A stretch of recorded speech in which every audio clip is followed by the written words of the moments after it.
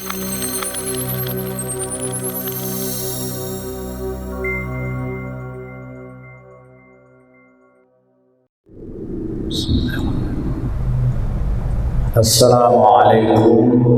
warahmatullahi wabarakatuh. Alhamdulillahi rabbil alamin, wa bihi nasta'inu ala umuri dunya waddin. Ashhadu an la ilaha illallah wa ashhadu anna Muhammadar Rasulullah la nabiyya ba'da, amma ba'd. Fasma'u la'ana Rasulullah sallallahu alaihi wasallam ar-rashi wal murtashi wal ra'ish, yakni alladhi yamsha bainahuma. Rawahu Ahmad min riwayat Thauban radhiyallahu anhu. Bapak ibu kaum muslimin dan kaum muslimat jemaah salat zuhur yang dirahmati oleh Allah Subhanahu wa taala. Bersyukur kita kepada Allah Subhanahu wa taala atas limpahan rahmat dan nikmat yang masih kita rasakan sampai saat ini. Salawat dan salam semoga tercurah buat Nabi junjungan, yakni Nabi besar Muhammad sallallahu alaihi wasallam. Allahumma salli ala Muhammadin wa ala alihi wa ashabihi ajma'in. Bapak ibu kaum muslimin dan kaum muslimat yang dirahmati oleh Allah Subhanahu wa taala, tausiah zuhur kita pada kesempatan kali ini membahas tentang bahayanya riswah, bahayanya menyogok. Di dalam sebuah hadis yang diriwayatkan oleh Al-Imam Ahmad dari Thauban, semoga Allah meridainya, dia berkata, la'ana Rasulullah sallallahu alaihi wasallam ar-rashi wal murtashi wal ra'ish. Rasulullah sallallahu alaihi wasallam melaknat orang yang menyogok, menerima sogok, dan yang menjadi pengantar di antara keduanya. Hadis ini sahih yang diriwayatkan oleh Al-Imam Ahmad. Bapak ibu kaum muslimin dan kaum muslimat yang dirahmati oleh Allah Subhanahu wa taala, kebiasaan atau tradisi menyogok itu di negara kita ini sampai saat ini belum hilang. Padahal menurut kesepakatan para ulama, menyogok itu hukumnya haram. Bahkan dalam Al-Quran, cara-cara menyogok itu memakan harta orang lain secara batil. Kalau di dalam hadis yang kita bacakan tadi bahwa tradisi menyogok itu hukumnya haram dan dilaknat oleh Rasul sallallahu alaihi wasallam. Bapak Ibu rahimakumullah, riswah atau menyogok itu di dalam masyarakat kita kadang dibahasakan dengan antara lain dibahasakan dalam masyarakat kita adalah uang pelicin, atau juga dibahasakan dengan money politik. Kemudian kadangkala menyogok itu dibahasakan dengan uang lelah dan lain sebagainya. Tetapi harus dibedakan Bapak Ibu antara menyogok itu dengan hadiah. Bukan berarti bahwa seseorang tidak boleh memberi kepada orang lain. Jadi antara sogok dengan riswah, antara sogok riswah itu dengan hadiah itu jauh bedanya. Bedanya antara lain, kalau menyogok itu ada akad sebelumnya, transaksi.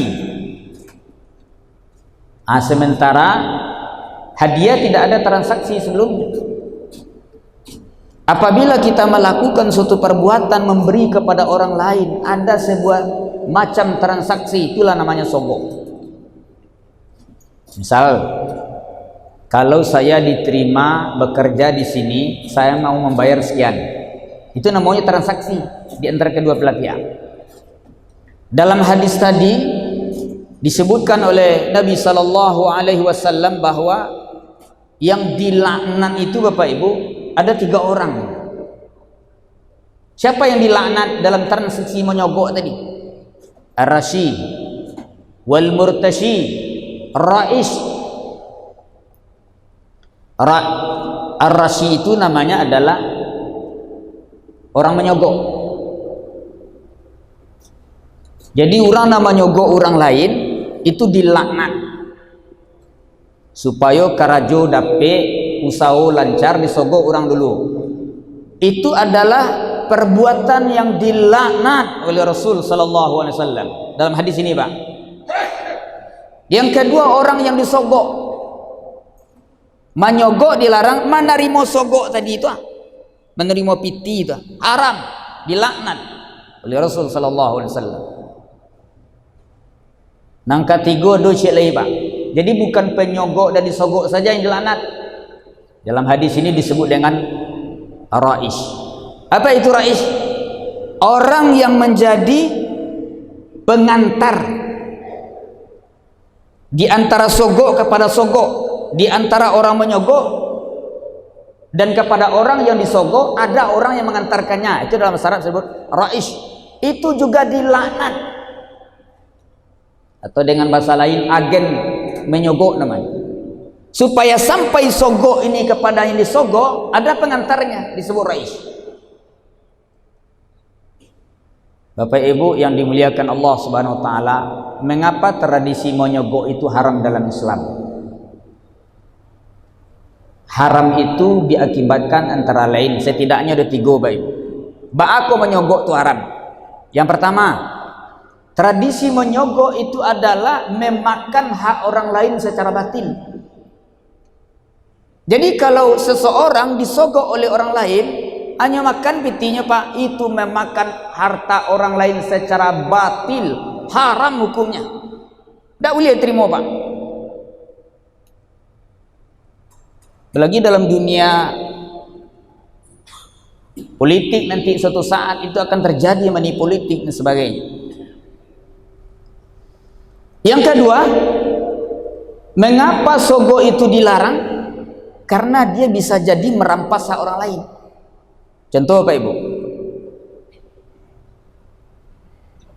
sebuah keputusan bahwa kalau diputuskan sama-sama bahwa orang yang lulus di sebuah perusahaan ini lebih kurang 50 orang. Nah, taruhlah umpamanya pegawai negeri diterima 50 orang. Lah sah sebenarnya, oke, 50 orang itu. Tapi ada orang menyogok, Pak. Nomor 51-nya, Pak.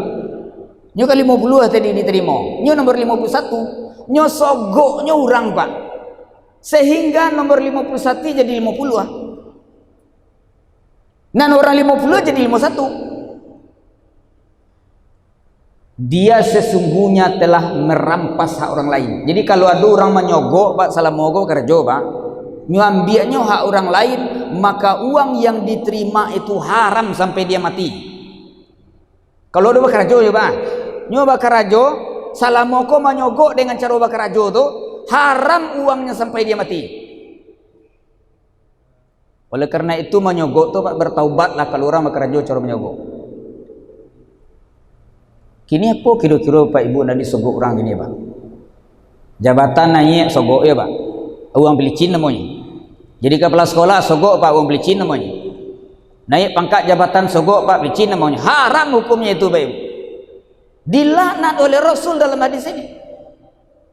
Karena tradisi di negara awak ko sampai kini ko sogok ko nak pernah hilang.